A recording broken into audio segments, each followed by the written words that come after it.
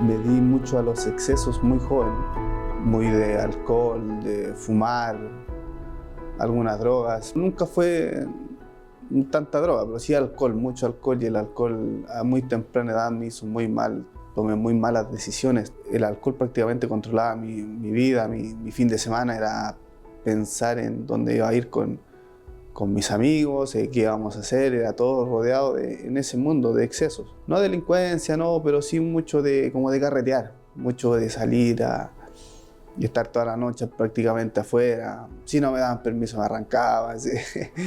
Ese era mi deambular de, pucha, a ver, 14, de los 14 años empecé más o menos a consumir alcohol, cada vez más seguido, desde los 14 a los 19 años, que fue un desgaste de mi relación con mi familia, porque era yo, ¿qué hizo de nuevo el Leo? ¿Qué pasó? ¿Dónde andaba?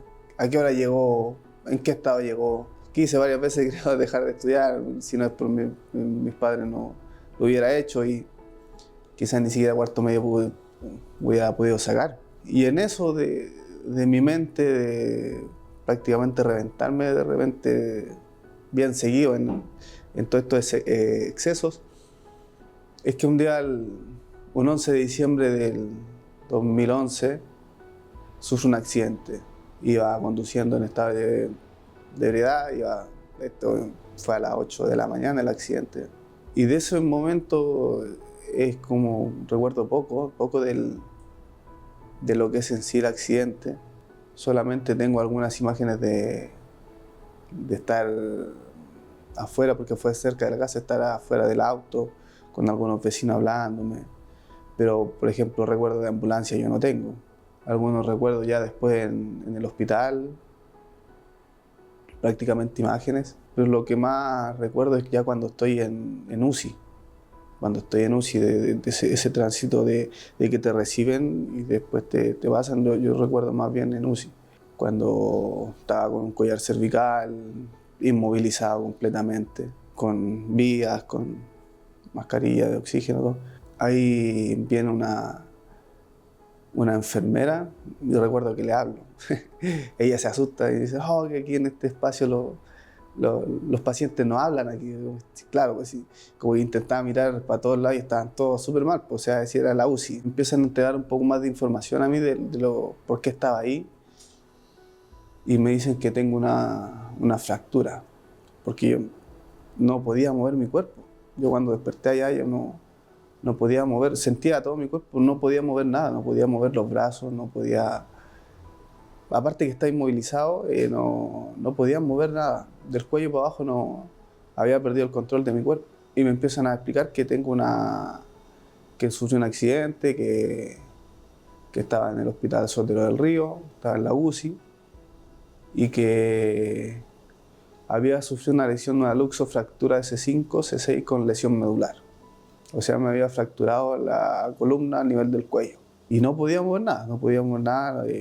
Sentía mi cuerpo con una sensibilidad disminuida, sí, pero lo podía sentir. Sentía el dolor, por ejemplo, de mi espalda, el cuello dolía. Y esa fue la primera información. Después entra el doctor Miguel Naranjo, el que era el neurocirujano, como el médico de cabecera, que como que tomó mi caso, y él me explica bien y me dice que necesitan operarme porque me fracturé la columna y necesitan hacer una fijación. Que no siento mi cuerpo porque tengo una lesión en la médula espinal, y que tenemos que hacer eso. Hasta el momento a mí no me habían dicho mucha información de cuál era lo que me esperaba, por decirlo. Yo todavía estaba como un poco inocente en ese caso de que ya me operan, yo me recupero y me voy. Pero a mi familia ya le habían dado le habían dicho que yo ya no iba a volver a caminar. Yo preguntándole a los kinesiólogos que me iban a ver, cuánto tiempo más o menos voy a estar aquí. Todos decían, pucha, así como que me miraban con lástima, ¿no? Y me decían, no, si vas a estar un tiempo, y te vas a recuperar. Los médicos como que empezaron a aterrizarme un poco. Ahí me dijeron que yo no iba a volver a caminar. el médico más optimista, por decirlo, el doctor Naranjo, me decía, te vamos a operar, te vamos a poner una placa con tornillos en la columna para fijar el espacio y después te recuperas, dijo, y por último, no sé, te hacemos una operación, te juntamos un músculo con otro, un tendón por aquí para que podáis arrastrar, no sé, algo hacemos, me decían. Pero era como el más optimista, lo que más alentador que escuchaba, había escuchado en ese transcurso. Me operaron, me tuvieron que operar de nuevo. Después me acuerdo que la primera vez me dijeron, te tenemos que operar. Después la segunda me dijeron, ¿quieres operarte? Porque ya era como más opcional. Había un tornillo que había quedado mal y estaba haciendo fiebre, mal ubicado. Entonces me tuvieron que volver a operar. Cada operación habrá estado 8 horas, 7 horas. No. Y después en ese proceso de la segunda operación ya empecé a sufrir, me dio una infección pulmonar. No, como no tenía, había perdido la movilidad del cuello para abajo, los músculos que aprietan el tórax como para toser, no los tenía, no podía toser. Entonces, como tenía una infección, se me juntaba secreción en los pulmones y la única manera de sacarlos era con una sonda que me metías por la nariz para poder extraer todas las flemas, por decirlo, de mis pulmones. Horrible, ¿eh? Sentía mi cuerpo en todo momento, no, pero no lo podía mover, me dolía todo, me dolían las talones, me dolía el sacro, la cadera. Fue doloroso porque necesitaba atención constante y no lo tenía. Se daban rondas, no sé, cada media hora y en media hora yo ya no aguantaba mis dolores. Fue triste el recordar todo eso. De a poco fue pasando todo esto. Estuve un mes hospitalizado. Estuve un mes, ya después, la última semana me pasaron al 5.º piso. Quien hoy es mi esposa pidió permiso, éramos pololos en ese tiempo, pidió permiso para ir a quedarse ella conmigo en la noche porque necesitaba que me acomodaran para un lado, necesitaba que me acomodaran para el otro lado. Entonces, de repente en la noche pasaban emergencias en el hospital y el personal desaparecía. Y no había nadie que te prestara ayuda. Tantas veces que me tenían que sondear los pulmones me lastimaban ¿cómo se llama? La garganta. Yo no podía hablar bien.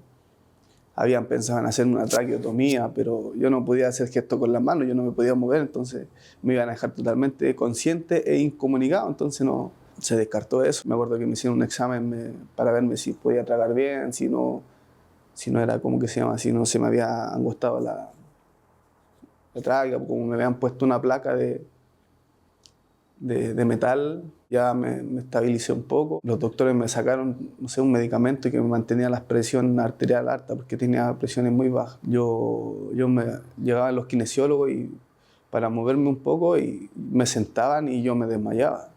A ese nivel de presión baja, de debilidad, estaba súper delgado, siempre fui delgado, pero ya estaba como demasiado. Llegaban los kinesiólogos, me decían, ya bueno, vamos a ver si nos podemos sentar.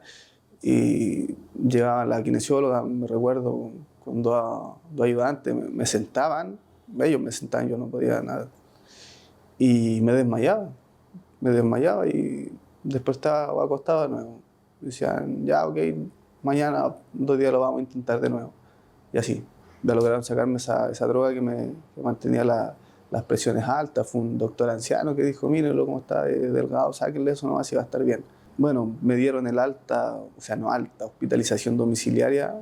En todo estos relatos, yo siempre pedía al Señor que me sanara. Decía, Señor, yo no quiero estar acá, Señor, perdóname. Prometí, ya ni recuerdo tantas promesas que le hice al Señor, pero quiere me sacar de ahí. Dije, Señor, yo te voy a servir, yo voy a ir a la iglesia, voy a cambiar. Le pedí perdón al Señor por todo lo que había hecho sufrir a mi familia, a mi mamá, por lo que estaban sufriendo ellos, porque ellos llegaban a visitarme, pero a darme ánimo, pero se les veía, se les notaba que esto no era no era algo fácil, no iba a ser fácil. Ellos tenían más información que yo de todas maneras. O sea, era yo el que estaba hospitalizado, pero todos los porvenir, se lo habían comunicado a ellos. Y se les notaba triste, el pesar. Mi papá se enfermó también de los puros nervios, llegaba enfermo. Mi tío siempre fue cristiano. O sea, yo de que lo recuerdo a mi tío Juan, él iba a la iglesia, entonces él llegaba en ayuno a visitarme y oraba por mí. Y yo podría describir esa oración como las primeras experiencias con el Espíritu Santo, el de sentir la paz que él dejaba cuando llegaba y oraba por mí, me ungía en el nombre del Señor y me decía, el Señor está aquí. Y yo ya anhelaba, último día ¿cuándo va a venir mi tío? Quiero que ore por mí, mi tío. Ese renuevo que daba esas oraciones era impresionante. En ese momento físicamente no sentía ningún cambio, pero esa paz que me dejaba esa oración, yo la anhelaba. Me dieron el alta, me dieron el alta y el Señor empieza a ver una recuperación en mi hogar bien rápida. Yo salí de hospitalización el 11 de enero. Pasé Navidad hospitalizado, Año Nuevo hospitalizado. Mis padres tuvieron que ir allá. Los dejaron entrar un ratito después de 12. Salí de alta y empieza totalmente postrado. No había mayor progreso físico, solamente podía mover un dedo del pie y un dedo de la mano como lo contraía un poco. A medida que va pasando el tiempo me empiezo a recuperar, a aumentar la movilidad. Me habían dado indicaciones de que tenía que entrar a la Teletón y la lista de espera era enorme. Tenías meses para poder ingresar a Teletón y en eso, marzo, febrero, por ahí, sabe un grupo para Teletón y me dicen, ya, ok, me llaman, o sea, llaman a mi familia y dicen, tenemos un cupo, tenemos que evaluar a Leonidas, tráiganlo. Ahí la única manera de moverme era en ambulancia, si no podía estar sentado porque me sentaba y me sentía mal. No me desmayaba, pero como que me fatigaba sentado. Allá, gracias al Señor, encuentro un mundo así como totalmente distinto, ya en una realidad de vamos a recuperarnos, pero yo no había entendido, todavía no entendía lo que había pasado en mi cuerpo. No estaba magnificando el milagro del Señor, porque en Teletón ellos ven todos los días casos distintos, graves, menos graves, todos los días algo. Historias tristes, me dicen que tú estés haciendo esto es un milagro, nosotros no vemos esto, porque yo ya podía pararme, no podía caminar, pero afirmado me podía parar. Tú tienes una lesión medular a nivel del cuello, una fractura, y nosotros no. Esto es un milagro. Ahí fue cuando yo como que aterrizo y dice, oh Señor, gracias. O sea, no es que no hubiera estado agradecido, pero sino que ya había una dimensión del milagro de lo que Dios estaba haciendo en mí. Porque kinesiólogos que nosotros conocemos aquí en lo que es Teletón en Chile y todos los casos de rehabilitación, todos los casos cuánta gente han podido recuperar con el tratamiento que ellos aplican, y me decían, no, esto es un milagro, tú no deberías estar de pie, tú no deberías estar caminando, tú no deberías estar haciendo esto. Y todo lo que nosotros hemos visto nos dice que esto sencillamente es un milagro, esto no pasa. Ellos son súper profesionales, son súper amorosos, todos preocupados de que no te falte nada. Yo ingreso a hospitalización en Teletón. En ese tiempo ellos tenían una clínica al lado de la Mutual. Hay una clínica Bicentenario. Yo me hospitalizaba de lunes a viernes y el fin de semana me iba para la casa. Ellos me llevaban, después ya cuando estaba mejor mi cuñado Gonzalo me iba a buscar, me iban a dejar, pero tenía que ingresar de lunes a viernes. Era un piso entero donde ellos estaban, los doctores, y ellos te aplicaban ejercicio en la mañana, ejercicio en la tarde. Y así fue mi recuperación hasta los 24 años que ellos me dieron el alta. Ahí hasta los 24 años ahí todos los pacientes se van de alta. Mi diagnóstico era que yo no iba a poder ir al baño solo, que yo no iba a tener que usar pañales toda la vida. Y cuando salgo de alta ya no puedo hacer mi vida normal. Quedaron secuelas del accidente, sí, no fue un recuperar totalmente mi lado derecho. Hay ciertos músculos que no puedo, que la información, por decirlo, no pasa bien por la lesión que tengo en la columna, pero, o sea, estoy de pie, estoy haciendo mi vida normal, algo totalmente impensado. Algo que ni el más optimista, el doctor que me decía que me operaba y me unía algunos tendones, algunos nervios por aquí y por allá, para que yo pudiera arrastrar y caminar, no sé, con un burrito o con muleta, ni él se lo esperaba. O sea, esto es un milagro y ahí empieza mi relación con el Señor. Yo, como le explicaba, yo era de mucho exceso, ¿no? Y solamente hasta ese momento sabía que Dios me había sanado, que Dios me había restaurado y que era un milagro.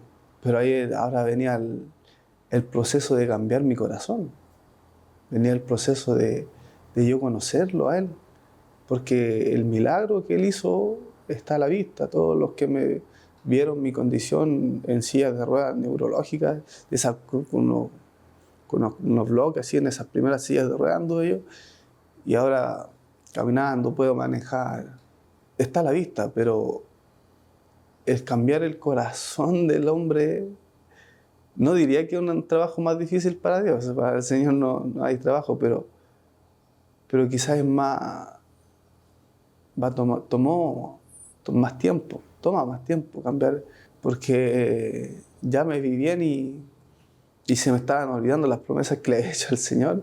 Hoy día lo veo así, miro para atrás y ha sido un proceso largo. De sanarme ya no me bastaba quizás quería estar sano totalmente, decía, Señor, ¿por qué estoy todavía, por qué no me sanaste completamente? ¿Por qué tengo estas limitaciones que hoy día tengo? Y empecé como a cuestionar, a decir, Señor, ¿por qué me llamaste con dolor? Señor, ¿por qué no me hablaste de otra manera? Yo pensando que había sido el Señor quien había puesto su mano y que yo había chocado para Él, atraerme a Él. Yo tenía eso, hasta hace muy poco tenía eso en mi mente, en mi corazón, de decir, Él me llamó con dolor y de vivir con culpa de que, no sé, o de culparlo a Él de algo. Y entonces me aparté de Dios. Hice lo mismo que hacía 1 año, 2 años creo, de volver a lo mismo, de salir, me iba a estudiar en la noche, no volvía hasta el otro día.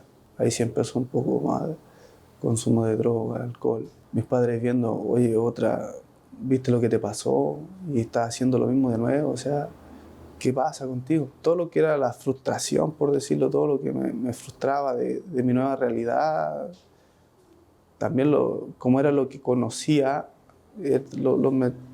era ahogarlo en esta fantasía que de estar conversando, pasándolo bien, bebiendo y consumiendo cosas que en realidad no iban a cambiar nada, pero como que, no sé, simplemente era así. Simplemente mi corazón amaba esa cosa, amaba estar así en el, en el carrete, por decirlo. Hasta un momento en que ya salí y no volví, ¿no? Me quedé carreteando y ya mi esposa me dice, ¿sabes qué? Ya esto no da para más. Ya no quiero seguir esto, no quiero que mi hijo vea a su papá haciendo esto porque simplemente no es saludable, no va a terminar bien para él ni para mí.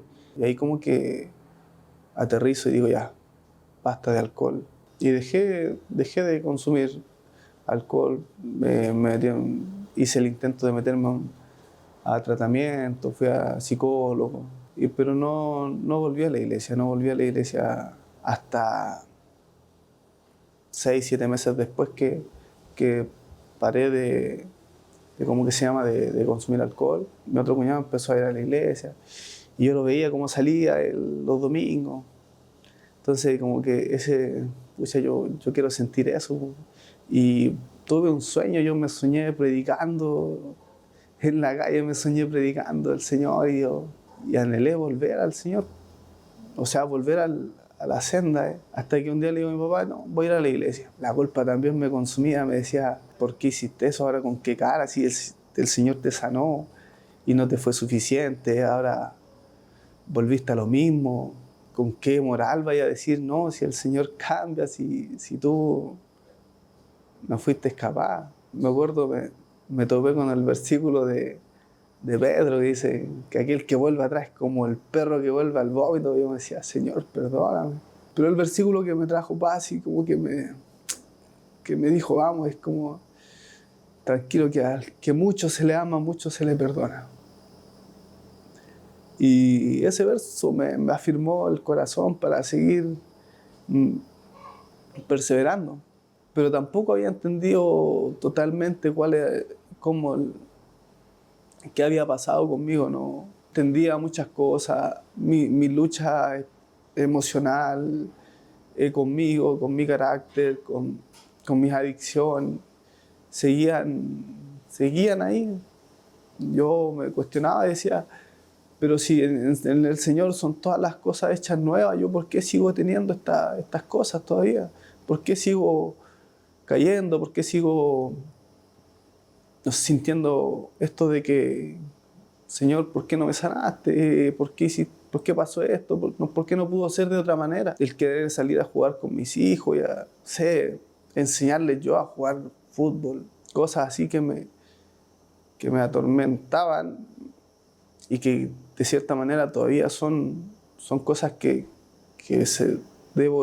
lucho con esas cosas. Y no había entendido que lo que me pasó no había sido que el Señor me había llamado con dolor. Ese accidente fue consecuencia de mi manera de ser, de vivir alejado de Dios, porque yo no era hijo de Dios. O sea, el Señor tuvo misericordia guardando mi vida en el accidente, pero yo no era parte de su redil. Yo no habitaba bajo el abrigo del Altísimo. Entender que la misericordia del Señor se manifiesta cuando yo le digo, Señor, perdóname. Y Él me dice, ok, te perdono y te voy a restaurar. Pero entender que el que yo haya tenido el accidente no fue obra de Él. No fue que él puso su mano, como muchas veces se me dijo, Él puso su mano para llamarte, para traerte a Él, porque Él tiene un propósito contigo y Él te llamó con dolor y tu familia llegó por esto. Y sentir, pero ¿por qué tiene que ser con dolor? ¿Por qué tiene que ser a mí? Entonces eso me tenía muy afligido, el corazón, el espíritu. Pero entender de que eso fue un ataque del enemigo y que el Señor fue el que guardó mi vida, el Señor fue el que desde ese punto dijo, ok, ahora tú eres hijo mío, tú vivirás bajo el abrigo del Altísimo y morarás bajo la sombra del Omnipotente desde ahora. Y el proceso de cambiar mi corazón, de cambiar, de conocer su amor, su bondad, ha sido largo. De seguirlo conociendo, de seguir experimentando su amor, el perdón del Señor, porque me aparté y aún así Él me recibe de nuevo. Es hermoso el conocer el amor, que el amor es el que transforma el corazón. No es el miedo a la consecuencia. Estuve muchos años prácticamente sirviendo por miedo a... Y la palabra dice que ninguno será tomado por inocente si no cumplió lo que le prometió al Señor y con el miedo, o sea, hoy día me levanté tarde, no pude orar en la mañana, me puede pasar algo. El caminar con ese miedo quizá también me mantuvo muy, muy lejos de lo que hoy puedo decir que siento. Nuestra propia humanidad hace que los procesos se alarguen más. Quizá el Señor, no sé, este proceso va a durar un año, pero mi humanidad, el amor a las cosas del mundo quizás los alargaron tanto, pero a los que aman al Señor todas las cosas le ayudan para bien. Y hoy día puedo contar y decir que Dios es fiel, que Dios ama, que Dios perdona, que no importa lo que hayas hecho, como sea, si estás respirando hoy día, puedes acercarte al Señor, que Él está con sus brazos abiertos. Está con sus brazos abiertos para consolarte, no para juzgarte, para decirte que te ama, así como lo hizo conmigo, como lo hace conmigo. que a pesar de todas las dificultades, a pesar de la discapacidad que hoy día tengo, en mi debilidad Él se fortalece. Él es fuerte cuando yo soy débil. Y no me ha faltado nada, no tengo carencia de amor, de todo lo que Él me provee todos los días.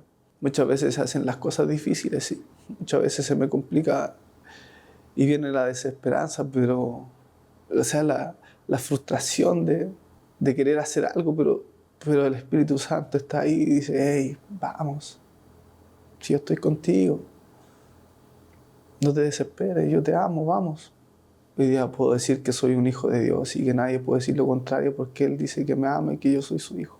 Solamente perseverar y seguir adelante para que el propósito que Él tiene en mí se cumpla. Siempre me preguntan, no sé, yo trabajo, soy comerciante, trabajo en la feria, soy feriante, entonces muchas veces me han dicho, oye, se lastimó la pierna, ¿qué le pasó? No, yo le digo, no, yo tuve un accidente y Dios me sanó, Dios me restauró, yo no debería estar así. Le digo, esto es un milagro del Señor. Cuando llegan a la iglesia y necesitan, sí, una palabra, les digo, mira, yo era así, y Dios en mí hizo un milagro, y Dios en mí también lo puede hacer contigo. Tenemos un Dios que nos ama, que está presto para ayudarnos, que está con su mano extendida. Su palabra dice que Él toca la puerta, siempre está tocando la puerta, pero somos nosotros quienes podemos abrirla. Él no va a tumbar la puerta para entrar y cenar, sino que nosotros vamos a abrir la puerta al Señor. Pero Él trae esperanza, Él trae aliento, Él trae su voluntad y muchas veces el decir, que se haga la voluntad del Señor es como resignarse a que pase lo peor, y no, es todo lo contrario. Señor, que se haga tu voluntad, porque Jesucristo nos enseñó a orar, hágase tu voluntad aquí como allá en el cielo. Entonces, si vivimos en la voluntad del Señor, podrán venir enfermedades, podrán venir de todo, pero la paz que el Señor nos va a dejar el mundo no la da. El Señor dijo, mi paz os dejo, mi paz les doy. Y si estás pasando por enfermedad, por quizá un accidente parecido al mío, encomiéndate al Señor, encomiéndate a Él, Él hará, y confía en Él. Confía en Él, aunque los diagnósticos digan, no, tú ya no vas a vivir, tú ya no vas a volver a ser el mismo. Confía en Dios y que nada, ningún diagnóstico pueda hacer perder la fe, encomendarse a Jesucristo, que Él nos ama y Él desea lo mejor para nosotros.